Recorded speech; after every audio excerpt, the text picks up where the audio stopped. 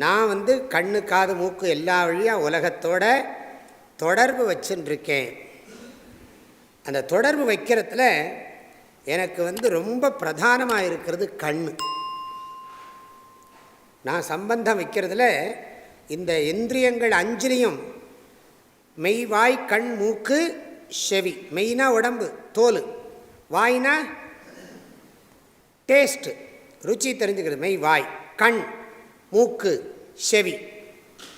இந்த 5லையும் கண்ணு தான் பிரதானமாக இருக்குது. சர்வஸ்ய காத்திரஸ்ய சிரஃப் பிரதானம் சிரசி நேத்திரம் பிரதானம் பாடமே சம்ஸ்கிருதத்தில் சொல்லிக் கொடுப்பாங்க. உடம்பு முழுவதுலேயும் ரொம்ப பிரதானம் என்னதுன்னா தலை. தலையில் பிரதானம் என்னென்னா கண். தலையில் பிரதானம் கண். சர்வஸ்ய சித்திரஸ்ய நேத்திரம் பிரதானம் சொல்லுவாங்க. படத்துக்கும் கண் ரொம்ப முக்கியம்பாங்க. ஒரு படம் இருக்குன்னா அந்த படத்தில் கண்ணை வச்சு தான் எல்லாம் சொல்லுவாங்க. ஏன்னா நம்ம கண்ணிலேயே தெரியும். அடுத்தது காட்டும் பளிங்கு போல் நெஞ்சம் கடுத்தது காட்டும் முகம்னார் திருவள்ளுவர்.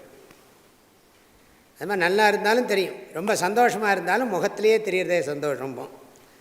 துக்கமாக இருந்தால் மூஞ்சி அழுது வடிகிறதும்போம். இல்லாட்டி என்ன ஒன்றுமே பண்ண ஒரு மாதிரி இருக்கீங்களே அப்படிம்போம். அதெல்லாம் எதை வச்சு பார்த்து சொல்கிறோம்? முகத்தை பார்த்து தான் தெரியுது. மூஞ்சியை பாருன்னு தானே சொல்கிறான். பேசுகிற போது அப்படி தான் மூஞ்சியை பாரு மூஞ்சியை அப்படி தான் சொல்கிறான். ஓ மூஞ்சிக்கு ஏன் மூஞ்சி பரவாயில்லப்பா.